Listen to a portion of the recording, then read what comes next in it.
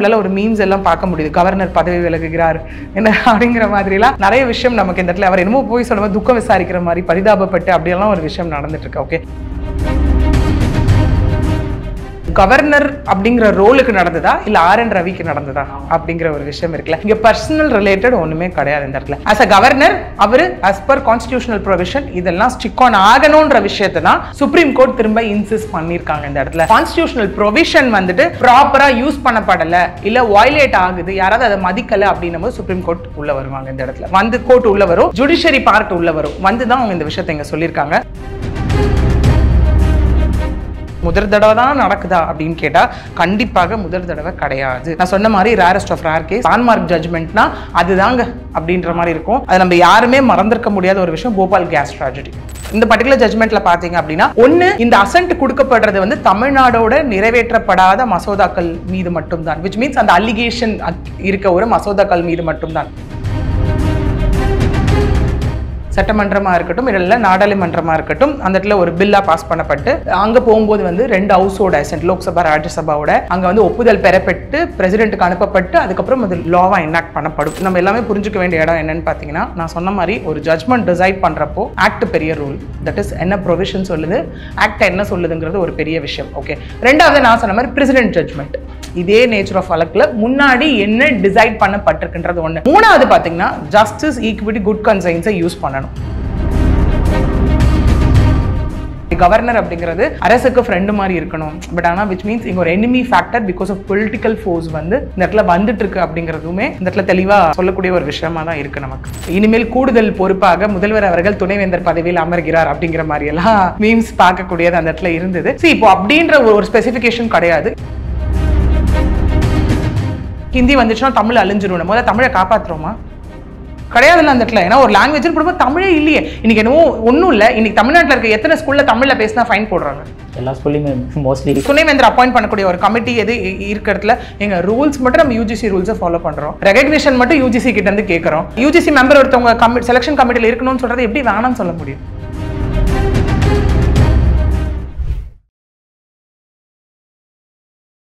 இளைய பாரத நேயர்களுக்கு வணக்கம். இன்னைக்கு நம்ம நேர்காணலில் நம்ம சிறப்பு விருந்தினர் வழக்கறிஞர் பிரியதர்ஷினி மேம் அவர்கள் தான். மேம் வணக்கம். மேம் வணக்கம் சார். மேம், இப்போ இந்த சுப்ரீம் கோர்ட்டில் வந்த ஜட்மெண்ட் வந்து மிகப்பெரிய லேண்ட்மார்க் ஜட்மெண்ட்டாக பார்க்கப்படுது திமுக அவர்களுக்கு. அதாவது power overreach, judicial over ரீச்னு தான் எல்லாருமே சொல்கிறாங்க. அதாவது கவர்னருடைய பவர்லேருந்து அவங்க எடுத்துக்கிட்ட மாதிரிலாம் சொல்லப்படுதே மேம். இது எந்த ஆர்டிகல்ஸ் என்ன பேஸ் வச்சு இதெல்லாம் அவங்க பண்ணாங்க? இந்த கேஸ்ல வந்து பார்த்தோம்னா ஒரே நிமிஷம் மேம், அதே மாதிரி இப்போ அவங்க ஜட்மெண்ட் கொடுத்தது வந்து கிரிட்டிசைஸ் பண்ணிட்டா உடனே வந்து கோர்ட் ஜட்மெண்ட்டை கிரிட்டிசைஸ் பண்ணிட்டியா உன்னையும் மேலே கேஸ் போடுற ஆர்டிகல்ஸ் இருக்கு. அதுக்கு இல்லை ஆர்டிகல்ஸ் இல்லை, இது நம்ம எப்படி எடுத்துட்டு போகலாம்னா, நம்ம இப்போ ஒரு கேஸை பற்றி இங்கே பேசுகிறோம் அப்படின்னா அகெயின் அது அனாலிசிஸ் பேஸ்டு தான் ஒன்று. ரெண்டாவது வந்து இன்டர்பிரிட்டேஷன் தான். இதனால வந்துட்டு கரெக்டாக இது நம்ம இன்னொன்று என்னன்னா கோர்ட் சொன்னதை சரியா தப்பா நம்ம இங்கே பேச வரல, அது அனாலிசிஸ் தான் பண்ண போகிறோம், ப்ரொவிஷன்ஸை வச்சு இன்டர்பிரேட் தான் பண்ண போகிறோம். ஓகே, இந்த மாதிரி வந்திருக்கு, இதுக்கு இந்த விஷயத்தில் அப்பீல் போகலாம், இல்லை இந்த விஷயம் இதில் கரெக்டாக இருக்குது, இல்லை இது எந்த கான்டெக்ட்ல யோசிச்சிருப்பாங்க அப்படிங்கிற மாதிரி நம்ம இன்டர்பிரேட் மட்டும் தான் பண்ண போறோம், which means கிரிட்டிசைஸ் பண்ணல இந்த இடத்துல. அது வந்து ஒரு டிஸ்க்ளைமராகவே போட்டுடலாம்னு நினைக்கிறேன். ஓகே, ஸோ அப்படி இருக்கும்போது ஒரு விஷயம் இங்கே என்ன அப்படின்னா 2023 ஃபைல் பண்ணப்பட்ட ஒரு விஷயம். ஓகே, இது திரும்ப வந்து அந்த 10 மசோதாக்களுமே பார்த்தீங்கன்னா வந்து வேற வேற வெர்ஷன்லாம் சொல்ல முடியாது. Same related to education, same related to different types of universities தான். துணைவேந்தரை அப்பாயிண்ட் பண்ணுறதுல உள்ள வந்துட்டு அதை செலெக்ஷன் கமிட்டி ப்ராசஸில் இது பண்ணக்கூடாது, தமிழக அரசு தான் முற்றிலுமாக முடிவு செய்யணும். இது சம்மந்தமாக நாங்கள் ஒரு வாட்டியும் வந்துட்டு நாங்கள் ஒரு மசோதா அதாவது பில் கொடுக்குறப்போ அது வந்து கிடப்பிலே போடப்பட்டுச்சு அப்படிங்கிற ஒரு விஷயம் தான். அதுக்கான ஒரு ஜட்மெண்ட் தான் இப்போ வந்திருக்கு. அது வந்து திமுக தரப்பில் வந்து ஸ்வீட்லாம் கொடுத்து எல்லாம் பண்ணி அதே தான் கண்ணால் அட்டுத்தின் ஆசையா அப்படிங்கிற மாதிரிலாம் போயிட்டு ஒரு பெரிய ஒரு சாதனைக்கு உட்பட்ட ஒரு விஷயமா பார்க்கப்படுது. இதுக்கு ரீசனும் என்ன அப்படின்னு பார்த்தீங்கன்னா, எஸ் இது வந்து ஒரு ஹைகோர்ட்டில் வந்திருந்தாலும், ஏன்னா because this is again a constitution. Okay, so அப்படி போகும்போது ஹைகோர்ட்டில் வந்திருந்தா எஸ் நமக்கு எல்லாருக்குமே ஒரு விஷயம் இருந்திருக்கும், ஆமாப்பா சுப்ரீம் கோர்ட்டுக்கு அப்பீல் போக போகுது அப்படிங்கிற மாதிரி. இங்கே வந்ததே சுப்ரீம் கோர்ட் அப்படின்னும் போது இப்போ நமக்கு ஒரு ஆப்ஷன் அடுத்தது என்னன்னா ரிவ்யூ ஆப்ஷன் தான் இருக்குது அந்த இடத்துல. ஓகே, கொடுத்த ஜட்மெண்ட் வந்துட்டு திரும்ப ரிவ்யூ பண்ணப்படும், கம்ப்ளீட்டாக கண்டெஸ்ட் பண்ணப்படாது. ஓகே, அப்பீல் இஸ் சம்திங் என்னன்னா ஹைகோர்ட்டில் ஒரு ஜட்மெண்ட் கொடுத்துட்டாங்கன்னா இல்லை லோவர் கோர்ட்டில் ஒரு ஜட்மெண்ட் கொடுத்து ஹைகோர்ட் டு சுப்ரீம் கோர்ட் வரும்போது என்ன மாதிரி இருக்கும்னா கம்ப்ளீட் கண்டெஸ்டிங் ஃபேக்டர் இருக்கும் அந்த டே 1லேருந்து என்னென்ன நடந்தது. பிகாஸ் அது எப்போ போவாங்கன்னா இது இந்த மாதிரி ஒரு ஜட்மெண்ட் வந்தது ஒரு தரப்புக்கு கண்டிப்பாக சாட்டிஸ்ஃபைடாக இருக்காது அந்த இடத்துல. அப்படி இருக்கும்போது அப்பீல் வியா போவாங்க. பட் எப்போ ரிவ்யூ ஒரு ரிவிஷன் போகப்படும் அப்படின்னா ஃபேக்சுவல் எரர் இருந்தால் மட்டும்தான் போகப்படும்.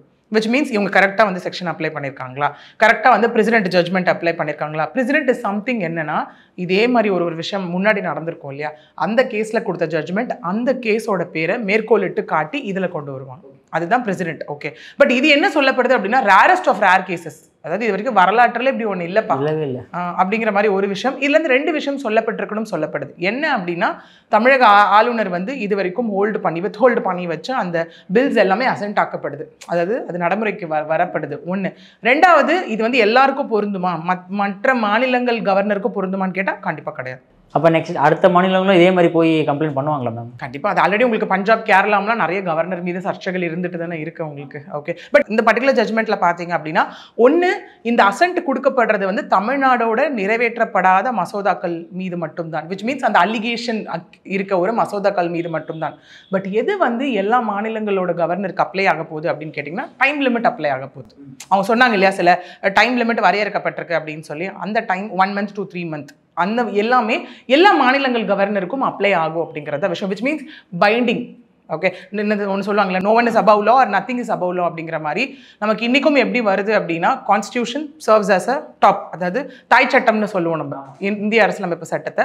அதோட பேசிக் டாக்டரினோ இல்லை அதோட பேசிக் ஸ்ட்ரக்சரோ உருக்குலைகிற வகையில் இருந்துச்சுன்னா, இல்லை ஃபண்டமெண்டல் ரைட்ஸ் அடிப்படுற வகையில் இருந்துச்சுன்னா, court will come in to the picture தான் கான்செப்ட். ஓகே, இந்த இடத்துல நம்ம பார்க்க போகும்போது கோர்ட் உள்ளே வந்துட்டாங்கப்பா கரெக்ட் அப்படிங்கிற மாதிரி ஒரு விஷயம். இங்கே இன்னொன்று என்ன நம்ம இன்டர்பிரேட் பண்ண வேண்டிய கட்டாயத்தில் இருக்கோம் அப்படின்னா, நமக்கு தனித்தனி ரோல் இருக்குது இந்த இடத்துல. ஜுடிஷரி, எக்ஸிக்யூட்டிவ், லெஜிஸ்லேஷர்னு 3 இருக்குது. Okay, legislation is something that நம்ம சொன்ன மாதிரி சட்டமன்றமாக இருக்கட்டும், இல்லை நாடாளுமன்றமாக இருக்கட்டும், அந்த இடத்துல ஒரு பில்லாக பாஸ் பண்ணப்பட்டு அங்கே போகும்போது வந்து 2 ஹவுஸோட அசென்ட், லோக்சபா ராஜ்யசபாவோட அங்கே வந்து ஒப்புதல் பெறப்பட்டு பிரசிடென்ட்டுக்கு அனுப்பப்பட்டு அதுக்கப்புறம் அது லாவாக எனாக்ட் பண்ணப்படும். ஃபர்ஸ்ட் வந்து ஒரு கமிட்டி ஃபார்ம் பண்ணி அங்கேருந்து எடுத்து ஒரு விஷயம் வரும்.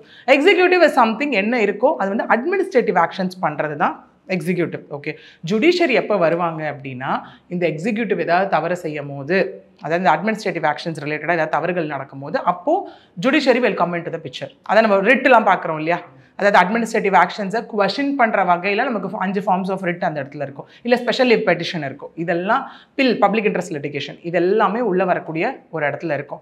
அப்படி இருக்கும்போது இதில் ஏங்க இவ்வளோ ஒரு எப்படி காட்டமான ஒரு விஷயத்த சொல்லியிருக்காங்க ஏன் அப்படின்னும் போது, இன்னொன்று நம்மளால ஒரு மீம்ஸ் எல்லாம் பார்க்க முடியுது, கவர்னர் பதவி விலகுகிறார் என்ன அப்படிங்கிற மாதிரிலாம் நிறைய விஷயம் நமக்கு இந்த இடத்துல அவர் என்னமோ போய் சொல்லும்போது துக்கம் விசாரிக்கிற மாதிரி பரிதாபப்பட்டு அப்படியெல்லாம் ஒரு விஷயம் நடந்துட்டு இருக்கு. ஓகே, இல்லை ஒரு விஷயம் நல்லா புரிஞ்சுக்கணும், இது வந்து கவர்னர் அப்படிங்கிற ரோலுக்கு நடந்ததா இல்லை ஆர்.என். ரவிக்கு நடந்ததா அப்படிங்கிற ஒரு விஷயம் இருக்குல்ல. இங்கே பர்சனல் ரிலேட்டட் ஒன்றுமே கிடையாது இந்த இடத்துல. ஆஸ் அ கவர்னர் அவர் ஆஸ் பர் கான்ஸ்டியூஷனல் ப்ரொவிஷன் இதெல்லாம் ஸ்டிக் ஆன் ஆகணுன்ற விஷயத்தை தான் சுப்ரீம் கோர்ட் திரும்ப இன்சிஸ்ட் பண்ணியிருக்காங்க இந்த இடத்துல, வியா ஆர்டிகல் 142 அண்ட் வியா ஆர்டிகல் 200 அப்படிங்கிற ஒரு விஷயம். சரி, 142 என்னங்க சொல்லுது அப்படின்னு பார்த்தோன்னா, சுப்ரீம் கோர்ட்டுக்கு இருக்க எனாமஸ் பவர். ஓகே, ஏதாவது ஒரு விஷயங்கள் நான் சொன்னேன் இல்லையா, அந்த பேசிக் ஸ்ட்ரக்சராக இருக்கட்டும், இல்லை ஃபண்டமெண்டல் ரைட்ஸாக இருக்கட்டும், இந்த மாதிரி அஃபெக்ட் ஆகுது அப்படின்னும் போது, இல்லை ஏதாவது கான்ஸ்டியூஷனல் ப்ரொவிஷன் வந்துட்டு ப்ராப்பராக யூஸ் பண்ணப்படலை, இல்லை வயலேட் ஆகுது, யாராவது அதை மதிக்கலை அப்படின்னும் போது சுப்ரீம் கோர்ட் உள்ளே வருவாங்க. இந்த இடத்துல வந்து கோர்ட் உள்ளே வரும், ஜுடிஷியரி பார்ட் உள்ளே வரும், வந்து தான் அவங்க இந்த விஷயத்தை இங்கே சொல்லியிருக்காங்க. விச் மீன்ஸ் இந்த இடத்துல 200 கவர்னர் அவர்கள் ஃபாலோ பண்ண தவறிட்டாரு, விச் மீன்ஸ் வயலேட் பண்ணிட்டாரு. அதனால் நாங்கள் உள்ளே வந்து 200 படி இதெல்லாம் மாற்றங்கள் கொண்டு வரணும். இந்த மாற்றங்களின் அடிப்படையில் from the day 1 of submission of that bill, என்னென்ன மசோதாக்கள் சப்மிட் பண்ணாங்களோ அந்த டேட்லேருந்து அது எஃபெக்ட்டுக்கு வருதுன்னு சொல்லிட்டாங்க. ஓகே, அப்படி இருக்க விளைவாக தான் இவங்க எல்லாம் கேட்டது மெயினாக என்ன, துணை வேந்தர சார்ந்து இது இந்த விஷயம் இருக்கக்கூடாது, இவர் உள்ளே இருக்கக்கூடாது, தமிழ்நாடு அரசே முடிவு செய்ய வேண்டும் இப்படிங்கலாம் சொன்னாங்க இல்லையா, அந்த ஒரு விஷயம் இப்போது இங்கே நிறைவேறி இருக்குது அப்படிங்கிறது தான் இந்த ஜட்மெண்ட்டோட அவுட்கம்மாக இந்த இடத்துல இருக்குது. மேம், இப்போ வந்து இனிமேல் ஸ்டாலின் அவர்கள் தான் வைஸ் சான்சலர் வந்து அப்பாயின்மெண்ட் பண்ணுவாரா? தமிழ்நாடு அரசுன்றது அங்கே வந்துடுச்சு இல்லையா நமக்கு, அப்படி இருக்கும். ஏன்னா தமிழ்நாட்டில் இருக்க யூனிவர்சிட்டிஸ் அப்படின்னும் போது தமிழக அரசு அதை சார்ந்த முடிவுகள் எடுக்கும் அப்படின்னும் போது, அது இன்னொன்று பார்த்தேன், என்னது இனிமேல் கூடுதல் பொறுப்பாக முதல்வர் அவர்கள் துணைவேந்தர் பதவியில் அமர்கிறார் அப்படிங்கிற மாதிரியெல்லாம் மீம்ஸ் பார்க்கக்கூடியது அந்த இடத்துல இருந்தது. சரி, இப்போ அப்படின்ற ஒரு ஸ்பெசிஃபிகேஷன் கிடையாது. Yes, Tamil Nadu government will take a step on that அப்படிங்கிறது தான் இந்த ஜட்மெண்ட்டோட அவுட்கம். ஒருவேளை நெக்ஸ்ட் அடுத்த பீரியடில் வேறு ஏதாவது ரூலிங் பார்ட்டியாக வரும்போது மறுபடியும் அகைன் அந்த மாதிரி வேறு பில் பாஸ் பண்ணி கவர்னருக்கு அந்த பவர் கொடுக்க முடியுமா மேம்? அப்புறம் பில் பாஸ் பண்ணி கவர்னருக்கு கொடுக்க முடியுன்றது வந்துட்டு இப்போ அந்த மாதிரி சொல்ல முடியாதுன்னு வச்சுக்கோங்களேன். கொடுக்குற பில்லை பாஸ் பண்ணணும் அப்படிங்கிற ஒரு விஷயம். ஏன்னா இங்கே வந்து 200ல் 3 விஷயம் இங்கே சொல்லப்படுது. என்னன்னு பார்த்தீங்கன்னா, ஒன்று வந்துட்டு அவர்கிட்ட ஒரு விஷயம் வருது, ஒரு பில் வருது அப்படின்னா இம்மீடியட்டாக அவர் பாஸ் பண்ணணும். அசென்ட் கொடுக்கணும். ஓகே, ஒன்று. ரெண்டாவது இல்லை அப்படின்னு பார்த்தீங்கன்னா திரும்ப ரீகன்சிடரேஷனுக்கு அதை அனுப்பணும். அதாவது நீங்கள் சேஞ்சஸ் பண்ணி கொடுங்க அப்படின்ற மாதிரி அனுப்பணும். அந்த சேஞ்சஸ் பண்ணி வர விஷயத்த அவர் வந்துட்டு திரும்ப அசென்ட்டும் கொடுக்கலாம், இல்லை பிரசிடென்ட்டுக்கும் அனுப்பி வைக்கலாம். ஒன்று இல்லை சில விஷயம் ரொம்ப கான்ட்ரடிக்டரி ஃபேக்ட்ஸ் இருக்குது அப்படின்னு அவர் எடுத்தோடனே முடிவு பண்ணிட்டார் அப்படின்னா டேரெக்டாக பிரசிடென்ட்டுக்கும் அனுப்பிடலாம். இங்கே என்ன சொல்லப்படுது அப்படின்னா நீங்கள் ஏதாவது ஒரு டிசிஷன் எடுக்கிறீங்க அப்படின்னா 1 month டைம் எடுத்துக்கோங்க. ஓகே, இல்லை திரும்ப அவங்களுக்கு ரீகன்சிடரேஷனுக்கு அனுப்பு 1 month. இல்லை நீங்கள் டேரெக்டாக வந்துட்டு பிரசிடென்ட்டுக்கு அனுப்பணும்னா 3 மாதத்துக்குள்ளே பிரசிடென்ட்டுக்கு அனுப்பணும். திரும்ப நீங்கள் ஒரு கரெக்ஷன் இருக்குன்னு சொல்லி அவங்களுக்கு அனுப்புறீங்கல்ல கவர்மெண்ட்டுக்கு, அதை திரும்ப கொடுக்குறப்போ 1 மாதத்துக்குள்ளே அதை அசென்ட் கொடுக்கணும். இதுதான் அவங்க கொடுக்குற டைம் லிமிட். இதை ஏன் வந்து இன்டர்பிரேட் பண்ண வேண்டிய கட்டாயத்தில் இப்போ கோர்ட் உள்ள வந்தாங்கன்னா ப்ரொவிஷனில் என்ன சொல்லுது அப்படின்னா as soon as possible. அந்த as soon as possible time லிமிட்டே இல்லாமல் வரையறுக்கப்படாத ஒரு விஷயமா அந்த இடத்துல இருக்கு. அதற்காக தான் உள்ள வந்து இந்த as soon asங்கிறது எப்பவா இருக்கும், ஒரு எண்டே இல்லாமல் இருக்குல்ல, அப்படின்றதுனால தான் we are giving this time limit அப்படின்னு சொல்லி தான் அவங்களே முடிவு பண்ணலாம். இல்லை அனுப்புங்க இந்த மாதிரி 1 month 3 month 1 month இந்த டைம் பீரியட் தான் இங்கே கொடுத்துருக்காங்க. இதை ஸ்ட்ரிக்டாக ஃபாலோ பண்ணி ஆகணும் அப்படிங்கிற விஷயத்தை தான் திரும்ப கோர்ட் இன்சிஸ்ட் பண்ணுற ஒரு விஷயமா இந்த இடத்துல இருக்கு. அப்போ இப்போ கவர்னரோட பவரில் வந்து இப்போ ஜுடிஷியலி என்ட்ரான மாதிரிலாம் மேம் இருக்குது. 142 ஆர்டிகளை யூஸ் பண்ணி அப்போ சுப்ரீம் கோர்ட் என்னன்னாலும் பண்ணலாம்ல மேம்? ஆல்ரெடி இந்த மாதிரி விஷயங்கள் நிறைய பண்ணியிருக்காங்களா ஜுடிஷியல் ஓவர் ரீச்ன்ற? ஜுடிஷியரி ஓவர் ரீச் அப்படின்னு பார்த்தீங்கன்னா இந்த இடத்துல நிறைய நடந்திருக்கு. அதுக்கான இன்னொன்று இப்போ இந்த கவர்னரை பொறுத்த விஷயம் அப்படின்னு பார்த்தீங்கன்னா அது இன்னைக்கு நேற்று நடக்கிற விஷயம் இல்லை. ஜஸ்டிஸ் சந்திரசூட்லேருந்து ஆரம்பித்து அவர் சொன்ன விஷயமாவே தான் இந்த இடத்துல இருந்துட்டு இருக்கு. ஓகே, இதில் பார்த்தீங்கன்னா 2 judge பெஞ்ச் தான் உட்காந்துருக்காங்க. யாருன்னு பார்த்தீங்கன்னா பர்திவால் அவரும் மகாதேவன், இவங்க 2 பேரும் தான் இந்த 2 judge பெஞ்ச் ஒருமித்த கருத்தாக கொடுத்துருக்காங்க. ஏன்னா ஒருத்தர் இப்படி கொடுத்துருந்தோன்னா அது வந்து 3 bench ஜட்ஜுக்கு வந்து ரெஃபர் பண்ணப்பட்டிருக்கக்கூடிய ஒரு விஷயமா இருக்கும். இல்லைன்னு ஒருமித்த கருத்து கொடுத்ததுனால இது ஃபைனலாக ஒரு ஜட்ஜ்மெண்ட் வந்துட்டு எக்ஸிக்யூட் பண்ணணுன்ற ஒரு கட்டத்துக்கு வந்துட்டாங்க. ஓகே, அப்படி இருக்கும்போது இப்போ நீங்கள் கேட்ட மாதிரி இது முதல் தடவை தான் நடக்குதா அப்படின்னு கேட்டால் கண்டிப்பாக முதல் தடவை கிடையாது. நான் சொன்ன மாதிரி rarest of rare case landmark ஜட்ஜ்மெண்ட்னா அதுதாங்க அப்படின்ற மாதிரி இருக்கும். அது நம்ம யாருமே மறந்திருக்க முடியாத ஒரு விஷயம் போபால் கேஸ் ட்ராஜடி. யாருமே விஷவாயு கசிந்து அது நடந்தது பார்த்தீங்கன்னா 1989. ஓகே, அதுக்கு யாருமே நினச்சி பார்க்க முடியாத அளவுக்கு சுப்ரீம் கோர்ட் ஒரு ஜட்ஜ்மெண்ட் கொடுத்தாங்க. என்ன ஜட்ஜ்மெண்ட் கொடுத்தாங்கன்னா $470 million அமெரிக்கன் டாலர் காம்பன்சேஷனாக கொடுக்கணும்னு கொடுத்துருக்காங்க. இதுவும் ஓவர் ரீச்னு சொல்லப்பட்டது. அப்போ எப்படி ஓவர் ரீச் ஆகுது? அது என்னன்னா காம்பன்சேஷன் இஸ் சம்திங். இப்போ நம்ம சொல்லுவோம்ல ஒரு ஆக்ட் படி வந்தால் இவ்வளோதான் காம்பன்சேஷன்ன்ற ஒரு விஷயம் இருக்கும் இல்லையா? ஸோ சுப்ரீம் கோர்ட் அவங்களோட பவரை யூஸ் பண்ணி ஆக்ட் இந்த காம்பன்சேஷன் சொன்னாலும் பாதிக்கப்பட்ட மக்கள் அவ்வளோ பாதிக்கப்பட்ட அவ்வளோதான் அந்த இடத்துல புல்லு பூண்டு கூட முளைக்காதுன்ற ஒரு விஷயம் இல்லையா? அதனால இந்த காம்பன்சேஷன் கொடுக்கணும்னா அந்த அமௌண்ட் ஓவர் ரீச் இருந்தது இந்த இடத்துல. அதுதான் ஓவர் ரீச் அப்படிங்கிற ஒரு விஷயம் ஒன்று. ரெண்டாவது கேஸ் பார்த்தீங்கன்னா 2014 நிலக்கரி சுரங்க ஒதுக்கீடுகள் வந்து ரத்து பண்ணாங்க. 1993 to 2014 வரைக்கும் 214 சுரங்க ஒதுக்கீடு வந்து ரத்து பண்ணாங்க. அதில் ஊழல் இருக்குது அப்படிங்கிற மாதிரி சொல்லி இது நம்ம வேணா அடுத்தது ஒரு ஜட்ஜ்மெண்ட் என்ன மாதிரி இன்டர்பிரேட் பண்ணாங்கன்னு வேணா பார்க்கலாம். ஓகே, இது வந்து ரெண்டாவது லேண்ட்மார்க் ஜட்ஜ்மெண்ட். மூணாவது லேண்ட்மார்க் ஜட்ஜ்மெண்ட் என்ன சொல்லப்படுதுன்னா நம்ம யாரும் மறந்திருக்க முடியாத ஒரு விஷயம், அந்த நெடுஞ்சாலை ஓரங்களில் ஹைவேஸ் ஓரத்தில் மதுபான கடைகள் இருக்குது. அதாவது 500 மீட்டர் இருக்க வரைக்கும் தள்ளி தான் இருக்கணும் போது இதை வந்து இல்லை அந்த மாதிரி இருக்கக்கூடாது எடுக்கணுன்ற ஒரு ஜட்ஜ்மெண்ட் அவங்க கொடுத்துருந்தாங்க. 2019 திரும்ப ஒரு லேண்ட்மார்க் ஜட்ஜ்மெண்ட் அயோத்தி வழக்கு. அயோத்தியா வழக்கில் வந்துட்டு மசூதிக்கு வந்து அவங்க கட்டிக்கிறதுக்கு 5 ஏக்கர் நிலம் ஒதுக்குங்கன்றதை மட்டும் இல்லாமல் கோயில் கட்டும் அறக்கட்டளையில் வந்து நிர்மோகி அக்காடா அதையும் இணைங்க அப்படின்னு சொல்லி ஒரு ஜட்ஜ்மெண்ட் கொடுத்துருந்தாங்க.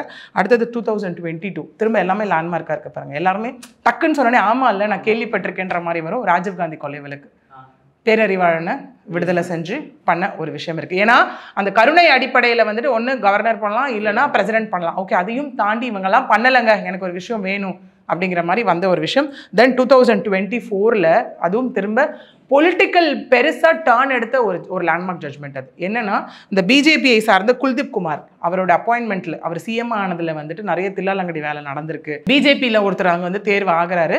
தேர்வு ஆகும் போது இல்லைங்க இவரோட எலெக்ஷன் ப்ராசஸில் வந்து ஊழல் நடந்திருக்கு அப்படின்னு நாங்கள் சொல்லும் போது அவங்க என்ன பண்ணாங்கன்னா ஆம் ஆத்மி கட்சியை சார்ந்த குல்தீப் குமார் அவரை வந்து அங்கே அப்பாயிண்ட் பண்ணாங்க. விச் மீன்ஸ் அவர் வந்துட்டு சிஎம் ஆனதே வந்து which is not acceptable or அது வந்து ஒரு சரியான முறையில் தேர்வு செய்யப்படாத ஒருத்தர் அந்த இடத்துல வந்து அப்படின்னு சொல்லி இவங்களை அப்பாயிண்ட் பண்ண ஒரு விஷயம்.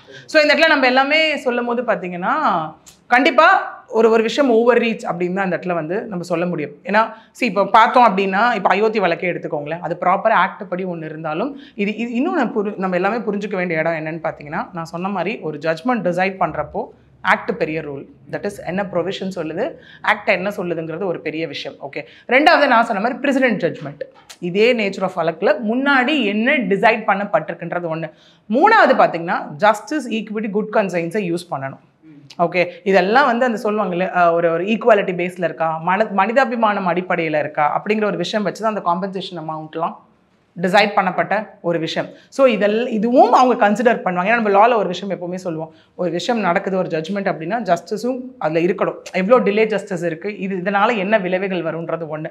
ஈக்குவிட்டி பேஸில் இருக்கா, மூணாவது குட் கன்சைன்ஸ், நல்ல விஷயங்களை மனதில் வைத்துக்கொண்டு இந்த ஜட்ஜ்மெண்ட்டை நீங்கள் கொடுங்க, இதனால் என்ன எஃபெக்ட் வரப்போகுது, ஃப்யூச்சரில் என்ன மாதிரி கான்சிக்வன்சஸ் வரப்போகுது அப்படிங்கிற ஒரு விஷயம். இந்த இடத்துல கான்சிக்வன்சஸ்ன்னு சொல்லும் போது தான் இடிக்குது ஆக்சுவலி. இப்போது சுப்ரீம் கோர்ட் சொன்ன ஒரு விஷயம் இருக்குல்ல, நாளைக்கு யோசிச்சு பாருங்களேன். அப்போ வந்துட்டு இன்னொன்றும் இதில் சொல்லியிருக்காங்க. என்ன சொல்லியிருக்காங்க அப்படின்னா, governor should play a role of constitutional law, political role எடுக்கக்கூடாதுன்னு சொல்லியிருக்காங்க. இது எப்படி ஆகுதுன்னா ஸ்டார்டிங்லேருந்து பொலிட்டிக்கல் வாராக தான் போகுது. ஓகே, ஏன்னா அவர் வந்து ஆர்எஸ்எஸ் தொண்டர், அதனால வந்து அவர் எல்லாமே தமிழ்நாட்டுக்கு அகெயின்ஸ்டாக நடந்துக்கிறார் அப்படிங்கிற ஒரு விதை வந்து ஃபிக்ஸ் ஆயிடுச்சு. இந்த பக்கம் ஃபிக்ஸ் ஆனதுனால இது வந்துட்டு அவங்க என்னென்னா ஃபுல்லாக பொலிட்டிக்கல் ரீதியான தாக்குதலாகவே இந்த இடத்துல பார்த்துட்டு இருக்காங்க. அது சுப்ரீம் கோர்ட்டும் திரும்ப சொன்ன விஷயம் இங்கே என்னவா இருக்குன்னா, நாங்கள் உள்ளே வந்ததுக்கு ரீசன் என்னென்னா கான்ஸ்டியூஷனல் வயலேஷன் இருக்குங்க, எங்களுக்கு அதெல்லாம் எதை பற்றியும் எங்களுக்கு தெரியாதுங்க, 200 இந்த இடத்துல வயலேட் ஆகுதுங்க. Okay, as soon as possible இருந்தாலும் ஏன் இத்தனை வருடங்கள் கிடப்பில் போட வேண்டும், போட்டது மட்டும் இல்லாமல் அதற்கான ப்ராப்பர் ரீசன் ஸ்டேட் பண்ணலை. ஏன்னா நம்ம என்ன ஒரு விஷயங்கள் பண்ணாலும், என்ன ஒரு காரியங்கள் பண்ணாலும் காரணங்கள் தெரிவிக்க வேண்டும் அப்படிங்கிறது தான். ஜட்ஜே ஒரு ஜட்ஜ்மெண்ட் எழுதுறாங்கன்னா அதுக்கான ரீசன் கொடுக்கணும். பிகாஸ் ஆஃப் த ரீசன் தான் இந்த ஜட்ஜ்மெண்ட்ஸ் எல்லாம் கொடுக்கப்பட்டது, after hearing the arguments of both the sides. அதுதான் எக்ஸ்பிளனேஷனாக இருக்கும். ஒருவேளை கவர்மெண்ட் சைட்லேருந்து ஆர்குமெண்ட் சரியாக பண்ணலையா மேம்? ஒருவேளை ஆர்குமெண்ட்ஸ்ன்ற தாண்டி இங்கே சிம்பிளுங்க, பேர் ஐஸில் பார்த்தோன்னா ஒன்லி இங்கே இந்த இடத்துல எப்படி இருக்குன்னா இந்த ப்ரொவிஷனோட அப்ளிகேஷன் மட்டும்தான் இருக்குது இந்த இடத்துல. ஓகே, ஏன்னா இங்கே ஒன்றும் இல்லை. இப்போ கவர்னர் இதெல்லாம் சொல்லிட்டு ஒருவேளை அங்கே ரீசன் ஸ்டேட் பண்ணியிருந்தாருன்னு வச்சுக்கோங்க, இந்த ரீசன்னால நான் இதை தள்ளி போடுறேன், நான் இதை வந்து அசென்ட் கொடுக்கல, வித்ஹெல்ப் பண்ணுறேன் அப்படின்னு கொடுத்துருந்தானா மேபி அது ஒரு ப்ளஸ் பாயிண்ட் அந்த இடத்துல இருக்கலாம். இங்கே அவங்க அதை தான் பெரிய பாயிண்ட்டாக எடுத்து வச்சுருக்காங்க. ஏன் ரீசன் கொடுக்காம, என்ன ரீசனே தெரியாமல் ஏன் வித்ஹோல்ட் பண்ணணும்? வித்ஹோல்ட் பண்ணுறதுக்கு ஏதோ ஒரு காரணம் வேணும்ல, நிறுத்தி வைப்பதற்காக இருக்கட்டும், இல்லை அதை வந்து நிறைவேற்றாமல் இருப்பதற்காக இருக்கட்டும், இல்லை பிரசிடென்ட்டுக்கு நீங்கள் அனுப்பிட்டீங்க, ஏன் அனுப்புனது இது, ஏன் அந்த ஃபாலோஅப்ஸ் இல்லை, ஏன் எதுவுமே இல்லை அப்படிங்கிற ஒரு விஷயம் தான் இருக்குது. அதை பேஸ் பண்ணி தான் சுப்ரீம் கோர்ட் சொன்ன விஷயம், நீங்கள் பொலிட்டிக்கல் ரோல் எடுக்காதீங்க. பிகாஸ் கவர்னர் இஸ் சம்ஒன் என்னன்னா head of the government. Okay, இருந்தாலும் அவங்க அரசியல் அமைப்பு சாசன என்ன ப்ரொவிஷன்ஸ் இருக்கோ அதுபடி தான் நடக்கணும், பொலிட்டிக்கல் ரோல் எடுக்காதீங்கன்றதை தெளிவாக சொல்லிட்டு அவங்க இன்னொன்றும் காட்டமாக ஒரு விஷயம் இங்கே சொல்லியிருப்பாங்க. என்ன சொல்லியிருப்பாங்க அப்படின்னு பார்த்தீங்கன்னா, நீங்கள் வந்துட்டு இந்த இடத்துல ஒரு நல்ல அட்வைசராக இருங்க, ஓகே அப்படிங்கிற மாதிரி சொல்லிட்டு நீங்கள் ஒரு ஃப்ரெண்டு மாதிரி, கவர்னர் அப்படிங்கிறது அரசுக்கு ஃப்ரெண்டு மாதிரி இருக்கணும். பட் ஆனால் விச் மீன்ஸ் இங்கே ஒரு enemy factor because of political force வந்து இந்த இடத்துல வந்துட்டு இருக்கு அப்படிங்கிறதுமே இந்த இடத்துல தெளிவாக சொல்லக்கூடிய ஒரு விஷயமா தான் இருக்குது நமக்கு. அதாவது இப்போ ஜுடிஷியரி விசஸ் லெஜிஸ்லேச்சர் அப்படின்ற இப்போ இந்த ஜட்ஜ்மெண்ட்லேருந்து பார்த்தோம்னா அந்த மாதிரி ப்ராப்ளம் வந்தது அப்படின்னா இந்திரா காந்தி அம்மா டைமில் தான் வந்து ரொம்ப பீக்கில் இருந்தது மேம். ஜுடிஷியரி நாங்கள் சொல்கிறத நீங்கள் கேட்கலையா, உங்களையே நாங்கள் தூக்கி வேற ஒருத்தரை கொண்டாட போகிறோம் அப்படின்ட்டு. இப்போ கொலிஜியம் சிஸ்டமுக்குமே வந்து ஒரு சட்டம் கொண்டாட ட்ரை பண்ணாங்க, பட் அதுவுமே வந்து நல் அப்படின்ற மாதிரி சொல்லிட்டாங்க மேம். இப்போ மறுபடியும் இந்த மாதிரி ப்ராப்ளம் ஸ்டார்ட் ஆகும்போது அது கொலிஜியஸ் சிஸ்டத்தில் கையை வைக்க சான்சஸ் இருக்கா? அது டிபேட்டபிளாக தான் இருக்குது ஒன்று. ரெண்டாவது இங்கே பார்த்தீங்க அப்படின்னா கன்கரண்ட் லிஸ்ட்ன்றது பெரிய கொஸ்டின் மார்க் ஆகிடுது இந்த இடத்துல, கண்டிப்பாக ஆகிடுது இல்லை. ஏன்னா கன்கரண்ட் லிஸ்ட் அப்படின்னும் போது எஸ் சில விஷயம் இப்போ ஃபார் எக்ஸாம்பிள் அதுக்கு நான் ரிலேட் பண்ணணும்னு வச்சுக்கோங்க, இந்த நேஷனல் எஜுகேஷன் பாலிசி எடுத்துக்கலாம். எடுக்கும் போது என்ன ஆகுனா அவங்க சொன்ன ஒரு விஷயம் எஸ் நாங்கள் ஃபண்டு கொடுக்க மாட்டோன்றது ஒரு பக்கம் இருக்கட்டும். ஓகே, இங்கே என்ன கொடுக்கப்பட்டதுன்னா ஏதாவது ஒரு மூன்றாவது மொழி அப்படிங்கிற ஒரு விஷயம் தான். பட் இவங்களும் அது இம்ப்ளைடாக எப்படி எடுத்துக்கிட்டாங்கன்னா ஹிந்தி தாங்க திணிக்க போகிறாங்க, ஹிந்தி தான்ற மாதிரி இம்ப்ளைடாக எல்லாரையும் நம்ப வைக்கிற ஒரு விஷயமா இருக்குது அந்த இடத்துல. பட் இந்த இடத்துல என்ன பண்ணணும், சிம்பிளாக ஒரு விஷயம் நம்ம புரிஞ்சுக்கணும், ஒரு லாஜிக்கலாக யோசிப்போம். அது வந்து அரசியல் தாண்டி அரசியல் கட்சிகளை தாண்டி யோசிக்கும் போது அவங்க சொன்ன ஒரு விஷயம், எங்க கண்டிப்பாக இன்றைக்கும் பணம் இருக்கவங்க படிக்காமல் இருக்காங்க, தேர்ட் லாங்குவேஜ் எல்லாமே தமிழே இல்லாம எத்தனை பேர் அங்க மத்த லாங்குவேஜ் படிச்சுட்டு இருக்காங்க. சரி, நீங்க இவ்வளவு சொல்றீங்களே மூணாவது மொழி வந்தா அது ஓகே, நம்ம இப்படியே வருவோமே ஓப்பனாவே, ஹிந்தி வந்துச்சுன்னா தமிழ் அழிஞ்சிரும், முதல்ல தமிழை காப்பாத்துறோமா? கிடையாதுல்ல அந்த இடத்துல. ஏன்னா ஒரு லாங்குவேஜ்னு போடும்போது தமிழே இல்லையே. இன்னைக்கு என்னவோ ஒன்றும் இல்லை, இன்னைக்கு தமிழ்நாட்டில் இருக்க எத்தனை ஸ்கூல்ல தமிழ்ல பேசினா ஃபைன் போடுறாங்க, எல்லா ஸ்கூல்லையுமே மோஸ்ட்லி ஃபைன். அப்போ அதெல்லாம் நீங்கள் ஃபஸ்ட்டு பார்க்கணும். நீங்கள் தமிழை காப்பதற்காக எதுவுமே செய்யாமல் இது வந்தால் தமிழ் அழிஞ்சிரும் அப்படிங்கிற ஒரு விஷயம் பேசிகிட்டு இருக்கீங்க. இன்னொன்று திணிக்கப்படுகிறது அப்படின்னு சொல்கிறாங்க. பட் இங்கே விஷயம் என்ன, இதில் எப்படி பார்த்தோம் கன்கரண்ட் லிஸ்ட்டை வரும்போது அப்படின்னு பார்த்தோன்னா education is with the central government. Okay, இருக்கும் போது இங்கே என்ன ஒரு திரும்ப லா சொல்கிற ப்ரொவிஷன்னா, உங்களுக்கு பிடிச்சிருந்தது அப்படின்னா நீங்கள் எக்ஸெப்ட் பண்ணுங்க, இல்லை நீங்கள் ரிஜெக்ட் பண்ணிட்டு போயிடலாம். உங்கள் மேலே திணிக்கப்படுற ஒரு விஷயம் இங்கே கிடையாது இல்லையா? ஓகே, அதே மாதிரி சில விஷயம்லாம் பார்த்தோம் அப்படின்னா எஸ் சென்ட்ரல் கவர்மெண்ட் சொன்னால் அக்செப்ட் பண்ணி தான் ஆகணும், வேற ஆப்ஷன்ஸே கிடையாதுங்க. அதே மாதிரி மணி பில் கான்செப்ட் இருக்குல்ல அந்த இடத்துல, மணிபில் கான்செப்ட் இருந்தால் இவங்களும் கருத்து சொல்ல முடியாது, கவர்னரும் அங்கே ரோல் இல்லை அப்படிங்கிற ஒரு விஷயம் தான் அந்த இடத்துல இருக்குது. ஏன்னா மேபி இந்த ஜட்ஜ்மெண்ட் வந்துட்டு இவங்க வந்து இவ்வளோ தூரம் எடுத்துகிட்டு கொண்டாடிட்டு இருக்காங்க, அது வேற ஒரு நெகட்டிவ் இம்பாக்ட் எடுத்துருமோன்ற ஒரு விஷயம் கூட இருக்குது. இப்போ எப்படி ஆயிடுச்சுன்னா கவர்னரே இல்லைப்பா நான் தான் ராஜா அப்படிங்கிற மாதிரி ஒரு பிம்பத்தை வந்து இப்போ கிரியேட் பண்ணி. ஏன்னா இப்போ எந்த பில்லுமே பாஸ் பண்ணலாம் உடனே கோர்ட்டுக்கு போயிட்டாங்க அப்படின்னா நீங்கள் உடனே ஆர்டிகல் 200 வயலேட் பண்ணிட்டீங்கன்ற மாதிரி என்ன ப்ராப்ளம் முடிஞ்சது இல்லை. அப்போ என்ன பண்ணுவாங்க, என்ன பில்லு வேணா அவங்க எடுத்துகிட்டு வரல. ஃபார் எக்ஸாம்பிள் நான் இருக்கேங்க, எனக்கு வந்து இந்தியா ரொம்ப போர் அடிச்சிச்சு, தமிழ்நாடு வந்து இந்தியாக்குள்ளே இருக்க வேணாம், எனக்கு விருப்பம் இல்லை, எனக்கு ஒரு பில்லு பாஸ் பண்ணி நான் ஒரு தனி ஒரு இது சாம்ராஜ்யமாக நான் உருவாக்கிக்கிறேன் அப்படின்னு சொன்னால் அதே மாதிரி ஓகே அப்படி இருந்துச்சுன்னா அப்போ போகலாம்ல கோர்ட்டுக்கு. இதுதான் நம்ம ஒரு கைண்ட் ஆஃப் இன்டர்பிரேட் பண்ணி இதெல்லாம் ஒரு நெகட்டிவ் இம்பாக்ட் கொடுத்துருமோ அப்படிங்கிற ஒரு இடத்துல தான் நம்ம இருக்கோம். இதெல்லாம் யோசிக்காம மேம் ஜட்மெண்ட் கொடுப்பாங்க. அப்புறம் இங்கே வந்து என்னன்னா சிம்பிள் அப்ளிகேஷன் ஆஃப் ப்ரொவிஷன் மட்டும்தான் இருக்கு, அதனால வேற எதுவுமே இல்லை. சிம்பிளா இங்க சொல்ற ஒரே விஷயம் எஸ்ங்க, ஆமா கவர்னர் வந்து வயலேட் பண்ணிட்டாருங்க ப்ரொவிஷன் 200 படி வயலேட் பண்ணிட்டாரு, அவர் ஏன் அனுப்பல as soon as possible இருந்தாலும் ஏன் ரீசன் கொடுக்கல இப்படிங்கிற மாதிரி கொண்டு வந்துட்டாங்களே தவிர்த்து வேற எந்த ஒரு இங்க வந்துட்டு ஒரு அப்ளிகேஷன்ஸுமே இங்க கொண்டு வந்த மாதிரி கிடையாது. ஓகே அவர் ஃப்ரெண்டா இருக்கணும், அவர் ஏன் காட்டமா நடந்துக்கிறார், அவர் ஏன் எதிரி மாதிரி பாக்குறாரு இப்படிங்கிற மாதிரி ஒரு விஷயம் தான் திரும்ப திரும்ப திரும்ப இதுல பேசப்படுற ஒரு விஷயமா இருக்கு. இதுல இன்னொன்னு என்னன்னு பார்த்தோம்னா அப்படின்னு பார்த்தோம்னா யூஜிசியோட இதுவே இங்க அடிப்படுது இல்லை, கண்டிப்பா நார்ம்ஸே அடிப்படுது இல்லை. இப்போ நீங்கள் அதுவும் எங்களுக்கு வேணாம் தானே சொல்கிறீங்க இந்த இடத்துல. அப்போ யூஜிசி இது இருக்கும் போது அப்போது அந்த துணைவேந்தர் அப்பாயிண்ட் பண்ணக்கூடிய ஒரு கமிட்டி எது இருக்கிறதுல எங்கள் ரூல்ஸ் மட்டும் நம்ம யூஜிசி ரூல்ஸை ஃபாலோ பண்ணுறோம், ரெகக்னிஷன் மட்டும் யூஜிசி கிட்டேருந்து கேட்குறோம். யூஜிசி மெம்பர் ஒருத்தவங்க செலெக்ஷன் கமிட்டியில் இருக்கணும்னு சொல்கிறது எப்படி வேணாம்னு சொல்ல முடியும்? அதுவே இங்கே வேணாம் தானே சொல்லிட்டு இருக்காங்க. நாங்களே நிர்ணயிப்போம், நாங்களே முடிவு செய்து கொள்வோம், எல்லாமே எங்களால் செய்து கொள்ளப்படும் அப்படின்னா அப்போது கம்ப்ளீட் ரூல் அவுட் தானே இங்கே. மேம் இப்போ ஒரு ரிவ்யூ பெட்டிஷன் போட்டாலுமே அதே ஜட்மெண்ட் தான் திரும்ப வருமா, இல்லை ஜட்மெண்ட் மாறதுக்கான வாய்ப்புகள் உண்டா? சரி, அது நம்ம 50-50 சொல்லலாம். ஏன்னா இதில் கண்டிப்பாக நான் சொன்ன மாதிரி எரர்னு ஒரு கான்செப்ட் இருக்குது. இது வந்து கிளியர் அப்ளிகேஷன் ஆஃப் ப்ரொவிஷன் இந்த இடத்துல. ஓகே அப்படி பார்க்கும்போது இங்கே இன்னொன்று என்ன சொல்லப்படுது அப்படின்னா ஆர்டிகல் 254 ஏன் இன்டர்பிரேட் பண்ணலன்றும் ஒரு கேள்வி இங்கே வந்து கேட்கப்படுது. ஓகே 254 பண்ணும்போது எஸ் அது ஒரு வாட்டியோ ரெண்டாவது வாட்டியோ மூணாவது வாட்டியோ எத்தனை வாட்டியாக இருந்தாலும் வந்து அந்த விஷயம் திரும்ப திரும்ப கரெக்ட் ஆகும் போது அப்படி ரீகன்சிடரேஷனுக்கு வந்துட்டு இல்லை நான் அப்படியே பாஸ் பண்ணுறேன்னு பிரசிடென்ட்டுக்கு வந்து கவர்னரால் அனுப்ப முடியும்னு ஒரு விஷயம் இருக்குது. அதையே இந்த இடத்துல வந்து அவங்க கன்சிடர் பண்ணாமையே ஏன் அப்ளை பண்ணல, 254 ஏன் அப்ளை பண்ணல, ஏன் 200ல் மட்டும் ஸ்டிக் ஆன் ஆகிட்டாங்க, அதெல்லாம் ஏன் 201, 207, 254 இதெல்லாம் வந்துட்டு உள்ளே வந்துச்சா, ஏன் அப்ளிகேஷன் வரல அப்படிங்கிற மாதிரியும் இங்கே ஒரு பேஸ்ட் இதுக்கு அகேன்ஸ்டாக ஒரு கொஸ்டினுமே இங்கே ரைஸ் ஆகிட்டு இருக்கு. அதான் மேம் டவுட் ஆகுது, ஆர்கியூமெண்ட்ஸ் பண்ணும்போது சரியா கவர்மெண்ட் தரப்பு வந்து பண்ணலையான்ற ஒரு டவுட் அதிகமாக இப்படி பார்க்கும்போது நமக்கு அப்படி தானே இருக்கும் அந்த இடத்துல. ஓகே ஒருவேளை ஏன்னா drafting is something okay base okay, அதுக்கப்புறம் ஆர்கியூமெண்ட்ல தான் வாதி பிரதிவாதி என்னென்ன சொல்றாங்க, மிஸ்டேக்காக இருந்தாலுமே ஆர்கியூமெண்ட் பண்ணுறதுல மிஸ்டேக்ஸே கரெக்டாக. நீங்கள் யோசிங்களா இப்போ இவருமே வந்து RN ரவி அவர்களுமே வந்துட்டு ஒரு IPS அதிகாரியாக இருந்திருக்காரு, CBIல இருந்திருக்காரு, அவருக்குமே சட்டம் தெரியும், constitution IAS IPS officer constitution base okay. அப்படி இருக்கும்போது அவர் ஒருவேளை அவருக்குமே தெரியும் லீகல் அட்வைஸ் எடுத்துக்காம இதை பண்ணிட்டாரா இல்லை ஏன் அவர் இதை பண்ணாரு அப்படிங்கிற ஒரு விஷயம் இருக்கு. இங்க எல்லாருமே கேட்குற ஒரே விஷயம் வித் ஹோல்ட் பண்றதுக்கான ரீசன் என்ன ஒன்று, அட் த சேம் டைம் அதுக்கான ஒரு இன்டர்பிரிட்டேஷன் எப்படி வருதுன்னா as soon as possible தானே இருக்கு இந்த இடத்துல, எந்த ஒரு டைம் லிமிட்டும் கிடையாது இல்லை. அப்போ நான் என்ன டைம் லிமிட்னு எடுத்துக்கிறது, அந்த சூனுங்கிறது இன்னைக்கா இந்த மாசமா இந்த வருஷமான்றது எதுவுமே அந்த இடத்துல கிடையாது இல்லை. அப்போ சுப்ரீம் கோர்ட்டு சொல்ற ஒரு விஷயம் என்னவா இருக்குன்னா அதுதான் உங்களுக்கு பிரச்சனையா, அப்போ நாங்கள் டைம் லிமிட் கொடுத்துட்றோம் அப்படிங்கிற மாதிரி சொன்னது வரைக்கும் ஓகே.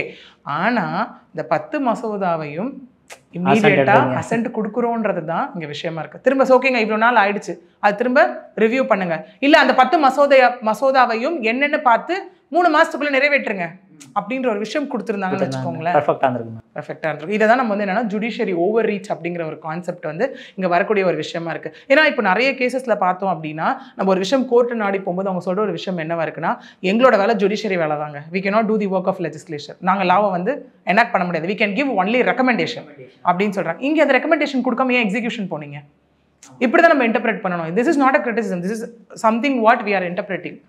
இது இருக்குன்ற விஷயம். அப்போ இந்த இடத்துல எக்ஸிக்யூஷன் பவர் நீங்கள் எடுத்துருக்க வேண்டாம்ல, லெஜிஸ்லேஷன் பவர் இங்கே நீங்கள் எடுத்துருக்க வேண்டாம்ல, which means making it an act, bill to act. Okay அது வந்து நீங்கள் ரெக்கமெண்டேஷன் கொடுத்து அப்படி மாற்றி விட்டுருக்கலாம்ல, டு பிரசிடென்ட் ஒரு சரி கவர்னர் பிரச்சனை பண்ணிட்டாருப்பா ஓகே எல்லாமே டு பிரசிடென்ட் அதை மாற்றிருக்கலாம்ல. இது என்னென்னு ரிவ்யூ பண்ணி 3 monthsக்குள்ளே நீங்கள் பண்ணுங்க, இல்லை கோர்ட்டில் சப்மிட்ல 1 month கோர்ட்டில் எங்களுக்கு சப்மிட் பண்ணுங்க அப்படின்னு சொல்லியிருக்கலாம்ல. அது ஏன் பண்ணலை அப்படிங்கிறது தான் இங்கே எல்லாரோட பெரிய ஒரு குவெஷனாகவே இருக்குது இன்டர்பிரேட் பண்ணோம் அப்படின்னா. ஓகே மேம், ரிவ்யூ பெட்டிஷனில் என்ன சொல்ல போகிறான்னு வெயிட் பண்ணி பார்ப்போம் மேம். ஐ திங்க் சூன் அதை ஃபைல் பண்ணிவிடுவாங்கன்னு நினைக்கிறேன். ஆமாம் ஓகே, உங்கள் பொண்ணான கருத்து இளைய பரதம் எடுப்பேன், மிக்க நன்றி மேம். நன்றி.